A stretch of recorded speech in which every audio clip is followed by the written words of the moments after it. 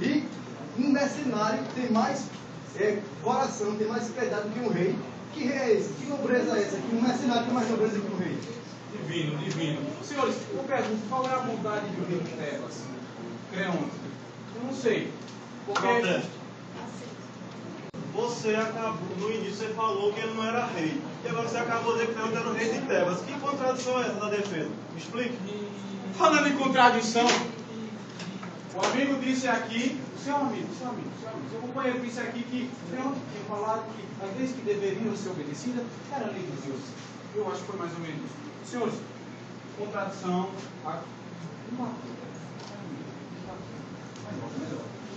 por que será? Já que ele sabia que a lei dos deuses ela tinha que ser aplicada, me responda, cara, acusação, com todo respeito. Permitam-me que eu me direcione a vocês tão agudamente. Por favor, me perguntam, me respondam, aliás.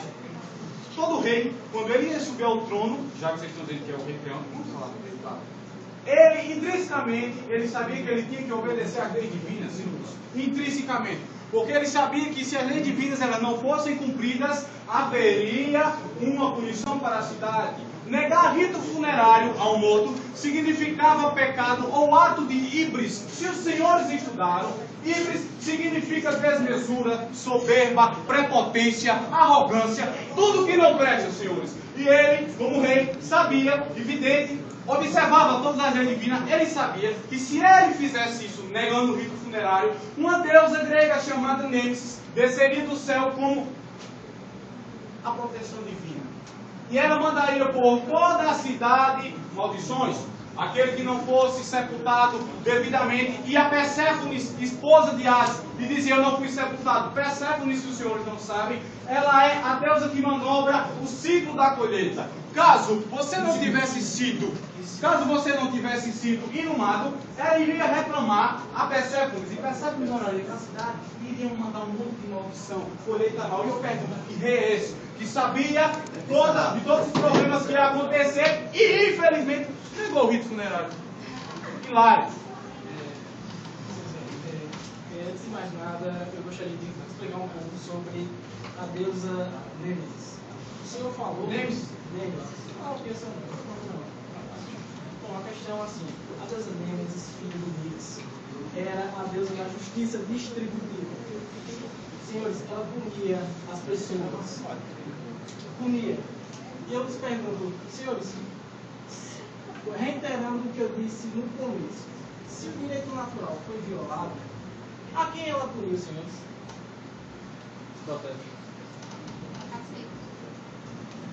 Não só o direito natural foi violado, o direito positivo foi violado. Solon afirma, legislador grego, considerado um dos 7 sábios de Tebas, afirma que ele transformou um crime de ofensa falar mal e inventar mentiras, podendo ele processar o Trajano por ser processado por não cumprir o dever de realizar o crime. Não só a justiça divina foi violada, a justiça dos homens também foi violada. Eu estou vendo que a defesa está fugindo do principal do julgamento, que é a Antígona. Então, trazendo a adiante. Primeira coisa, você lembra da maldição que tinha sobre Édipo e sobre a família, pela qual toda a família seria desgraçada e morreria, incluindo Etelpis, Polinices. A família de Édipo era maldita. Inclusive, o próprio Édipo falou que as minhas duas filhinhas, minhas duas maldições. Se vocês leram, mas vocês devem saber disso. Então, gente, o que aconteceu nada foi além do que a vontade dos deuses. Vocês podem notar que durante o julgamento, durante o interrogatório Antígona, ela não se defende. A defesa disse que ela pegou a terra que ela pegou não foi de Tebas. Por que Antígona não se defende de nada? Porque ela diz que quer morrer. Que missão suicida é essa? Se ela fosse inocente, vocês não acham que ela ia se defender, não? Protesto. Outra coisa, é sabido que traidores não tinham direito ao sepultamento. Era uma forma de punir os crimes que não davam para ser punidos em vida. Porque se os dois morreram, então teria que haver uma pena de um por isso mesmo após a morte. Roberto. Quanto a Nêmesis, que ele falou, a Nêmesis sim castigou. Castigou Antígona, castigou Hermo por ficar do lado dela, que morreu.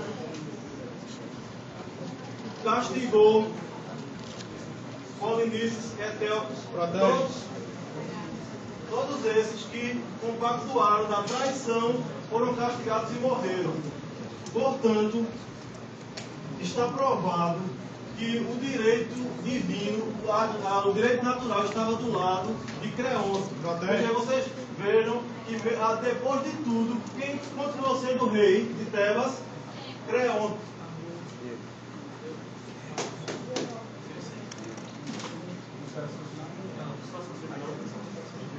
Então a gente falou sobre o cumprimento das leis divinas.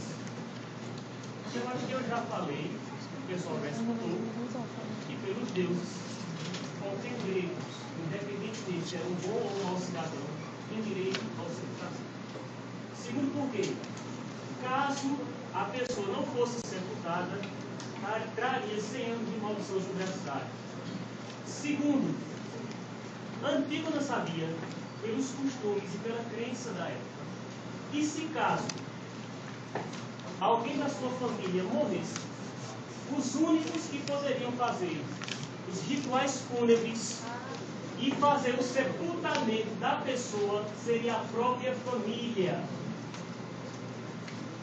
Por isso que, quando Polinices foi até a cidade de Corinto falar com seu pai Édipo, e Édipo disse que os dois morreriam um pelo outro, Polinices se dirige a Antígona, ciente da crença, e pede a Antígona que, já que ele vai morrer, que o seu corpo seja sepultado.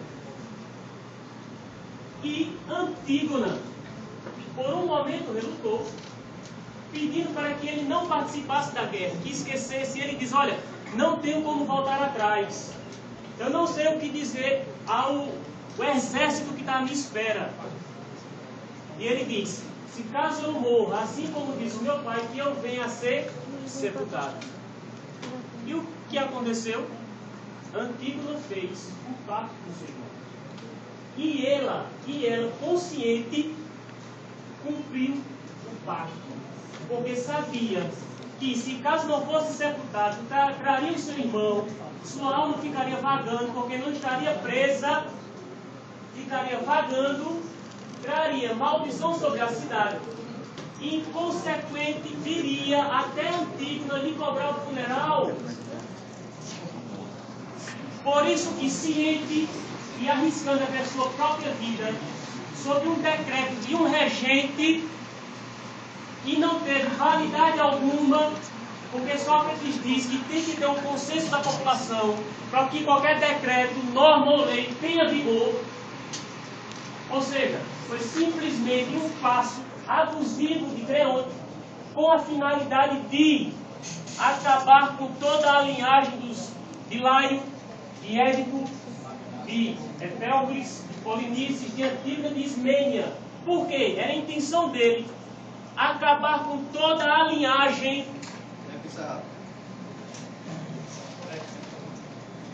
Considerações finais para a situação e a defesa de 4 minutos. Bom, senhor, para o senhor não cair na bobagem que ele está falando, eu gostaria de acordo com a mitologia grega, eu gostaria de explicar o que significa a pena de Polinices. Eles falaram que é uma questão de alma vagaria para sempre. Bom, senhor, eu discordo e os autos estão comprovados. Diz assim: quem morresse sem rituais fúnebres seria condenado a vagar 100 anos nas margens do rio que levava ao mundo dos mortos, sem poder ir para o outro lado. Senhores, para um homem que trouxe guerra à sua terra, Roberto. senhores, ele dizia o seguinte: bom, voltando, né? Eu estou raciocínio. Bom, senhores, para um homem que traiu a sua terra, traiu a sua nação, vocês matou milhares de pessoas. Vocês acreditam mesmo que 100 anos não era uma pena justa para ele? Senhores, ele não vagaria para sempre. Ele seria jogado por 100 anos lá, seria preso por 100 anos, e a partir daí ele seria solto. Bom, uma defesa até agora. A defesa dele não me decepcionou. Você não apresentou nenhum argumento, só contou histórias. Acho que achei muito Hércules, estão falando muito de deuses. Senhores, senhores, eu gostaria de acrescentar um ponto importante, um ponto de extrema contradição de Antígona. A nota de defesa fala que Antígona defende o direito natural acima de tudo e de todos. Mas a mesma, ao se suicidar, se autoanula esse direito. Vejam as próprias palavras dela do livro antigo. Sei que choro por mim, sem amigos, sem canto de meneu, desgraçada sou conduzida nesta única viagem. A luz sagrada do sol já não mais poderei ver. Que ninguém lamente minha sorte, que ninguém suspire por mim. Não parece uma ideia contraditória, senhores? Você defender um direito natural acima de todos e de todos, que emana dos deuses, e você se autoanula a ter esse direito. Parece-me bastante contraditório e paradoxal. Outro ponto também que eu gostaria de trazer à tona é a própria fala da Antígona, que ela fala. Com efeito, nunca, por um filho, se fosse mãe, ou pelo marido, se algum dia lamentasse a morte do esposo, eu realizaria semelhante tarefa, contrariando a proibição futura. A própria Antígona fala, se fosse por um pai, se fosse por um filho, por um marido, ela não faria, ela não desobedeceria a esse decreto. Não mostra assim outra contradição?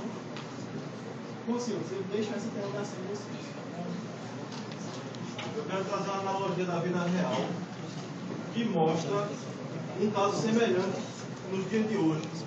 Quando aquele cara lá no Realengo matou todas aquelas pessoas, o corpo dele ficou lá e nenhum familiar dele foi cuidar do sepultamento.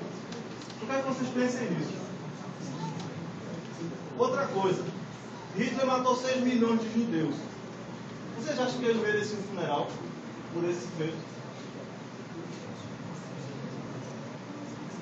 Outra coisa, tem uma frase que Antígona falou, em Antígona, que eu quero citar para vocês verem a falsidade que ela agiu.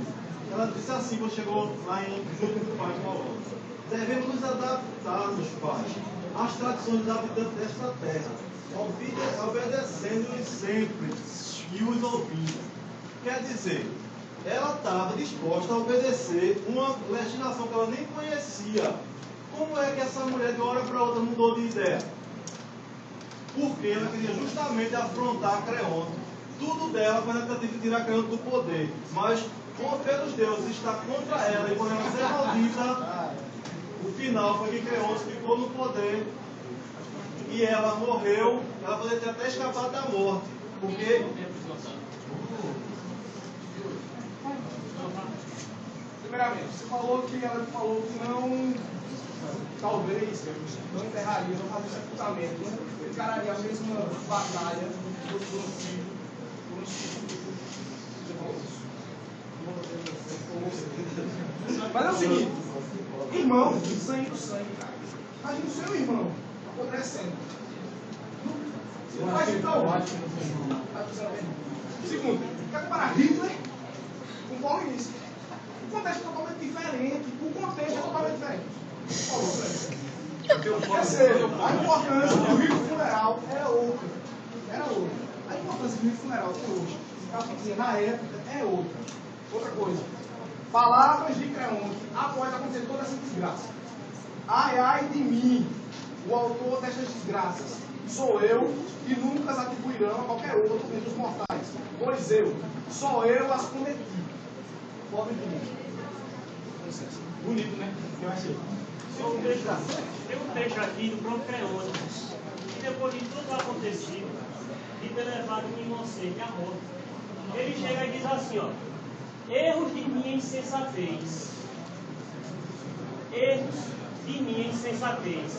Obstinação fatal. Por quê? Ele foi tão louco, tão insensato, que levou à morte, além de Antígona, demais. Sua esposa e seu filho.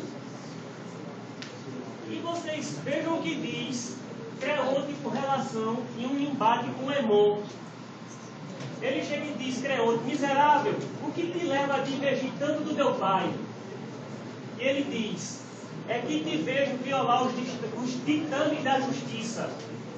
E em outro embate, de irmão para o Creonte diz: e o que há de injusto em sustentar minha autoridade?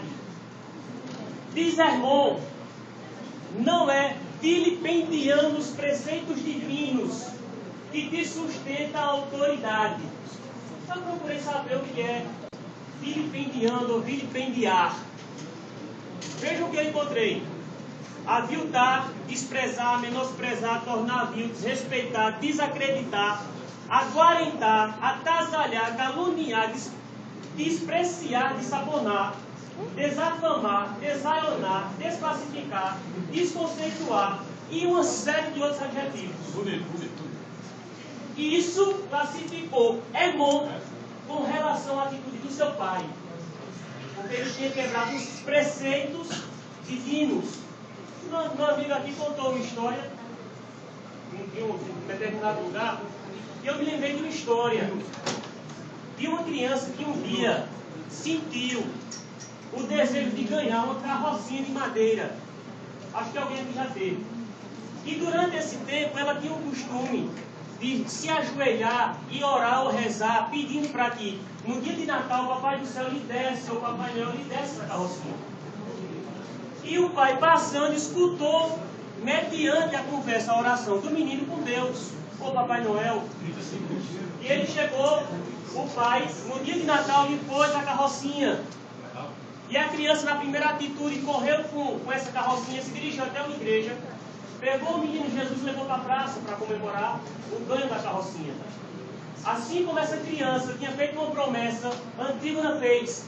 E o que Antígona me mostrou foi uma pessoa que teve, que todos nós devemos ter, que é honra. Antígona teve honra. Tempo encerrado.